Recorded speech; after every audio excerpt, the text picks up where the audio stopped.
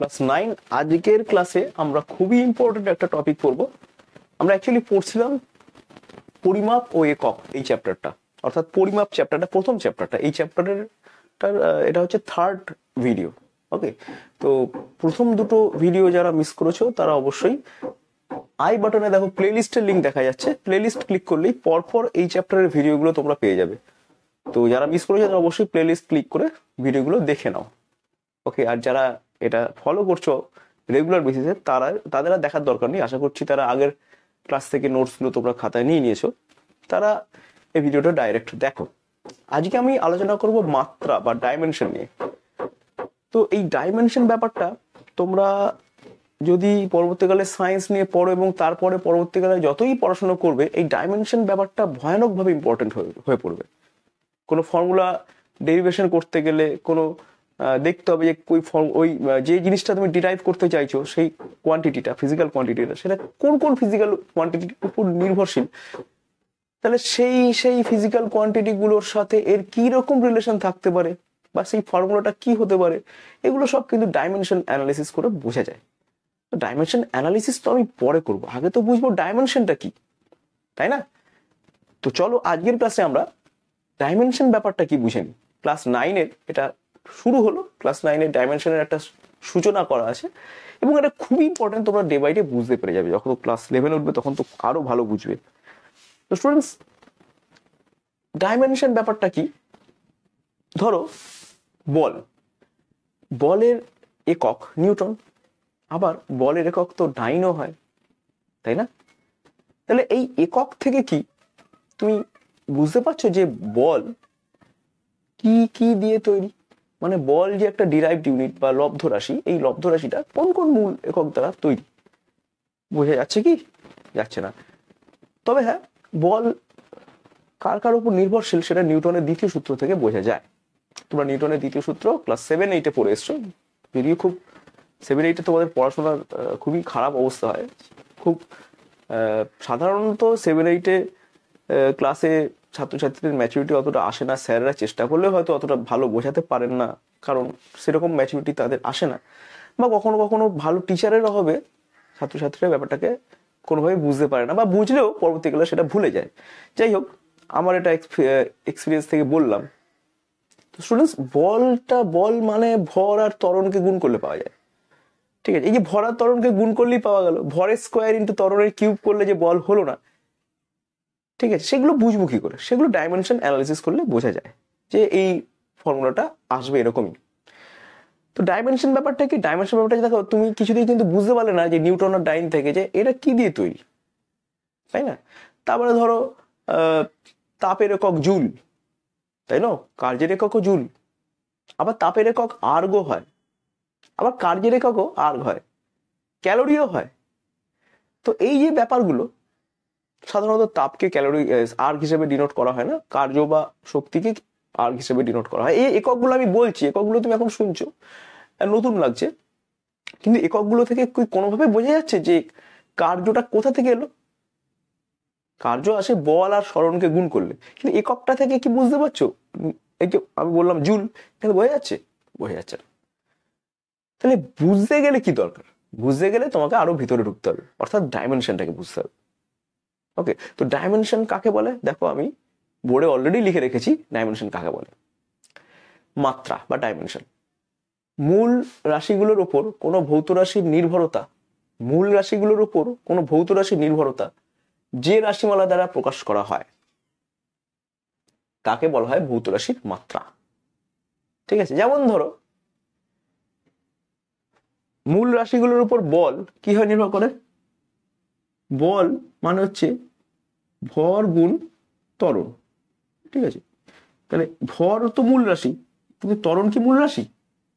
ত্বরণ মূল রাশি নয়। ত্বরণ মানে কি? ত্বরণ মানে বেগ বাই সময়। বেগ কি মূল রাশি? বেগ মূল রাশি নয়। বেগ মানে হচ্ছে সরণ বাই সময়। এইবার সব কটা মূল রাশি চলে এসে দেখো, ভর একটা মূল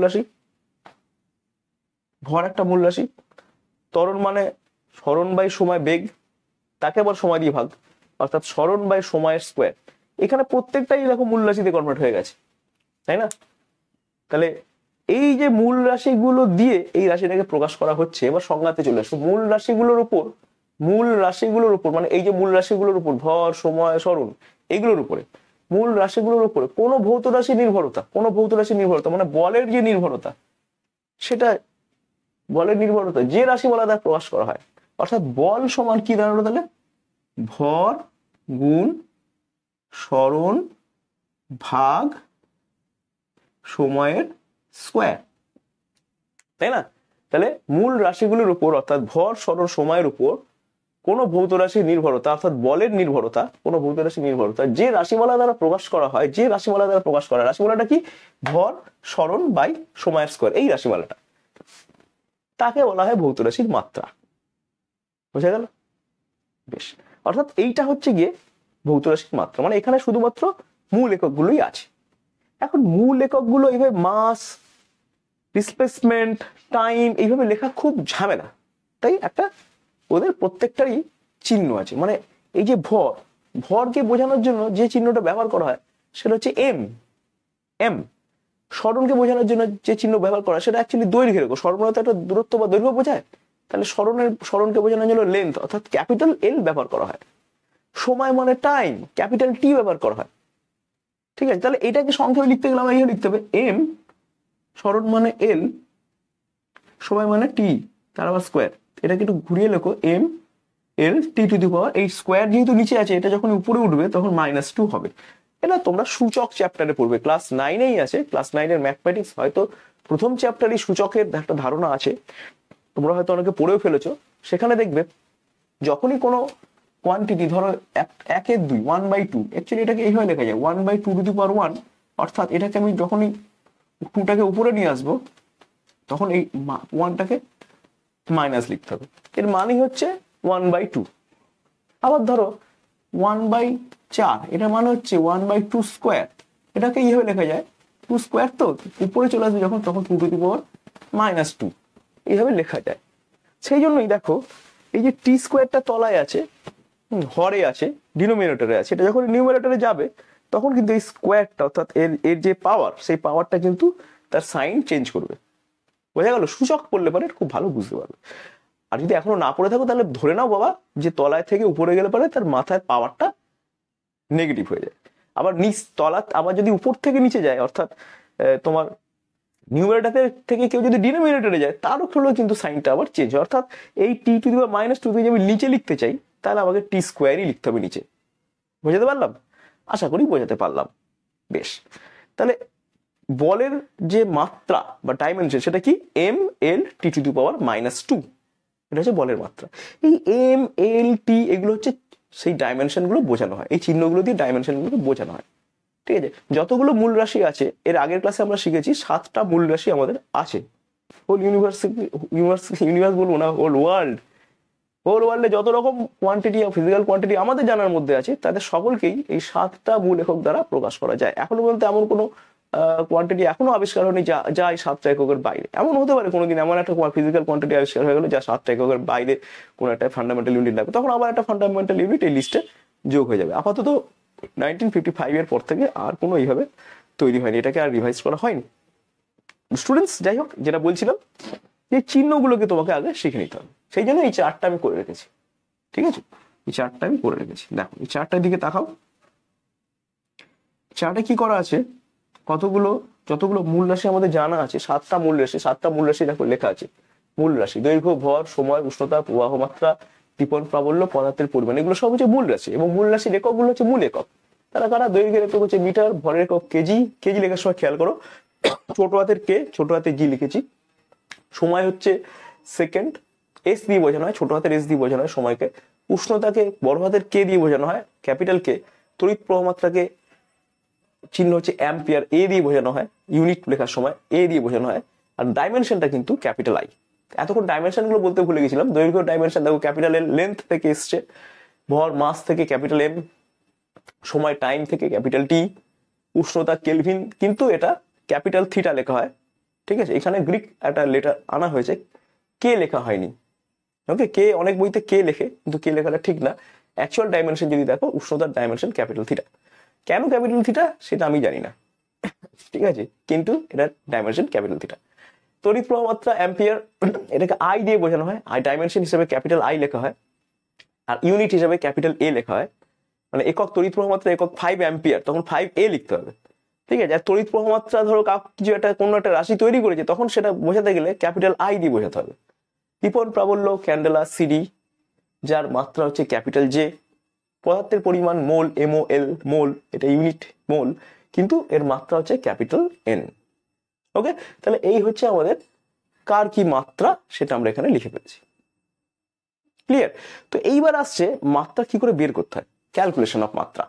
ঠিক আছে, মাত্রা নির্ণয়, দেখো এখানে একটা সুন্দর করে অনেকগুলো ফিজিক্যাল কোয়ান্টিটির মাত্রা আমি তোমাদের নির্ণয় করে দেখিয়ে দিয়েছি। ওকে, তো পুরো ক্লাসটা বোঝার পরে আমি সরে যাব, তখন ভিডিওটা পজ করে নিয়ে জুম আউট করে তোমরা পুরো নোটটা খাতার মধ্যে লিখে নেবে।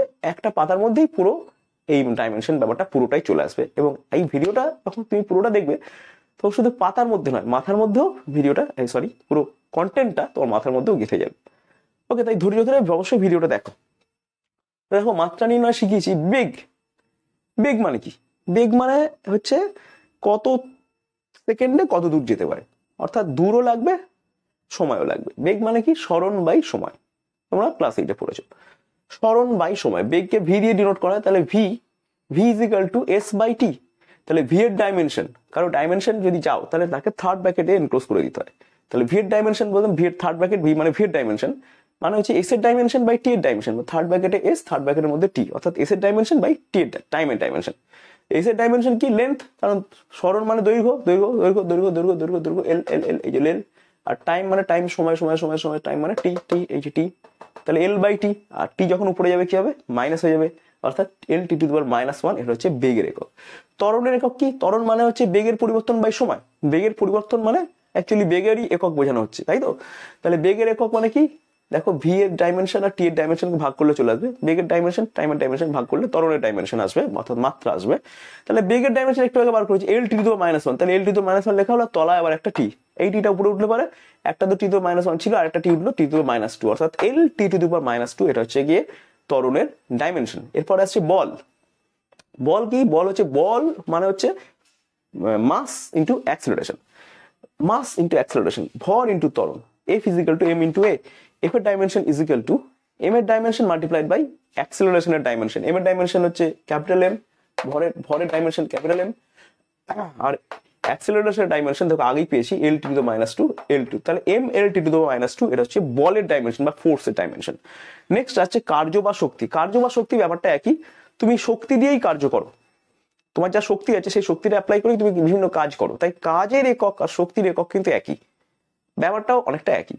কাজ বার করতে হয় কিভাবে? বল আর সরণকে গুণ করলে পাওয়া যায়। ক্লাস 8-এ তোমরা এটা শিখে এসছো, ঠিক আছে?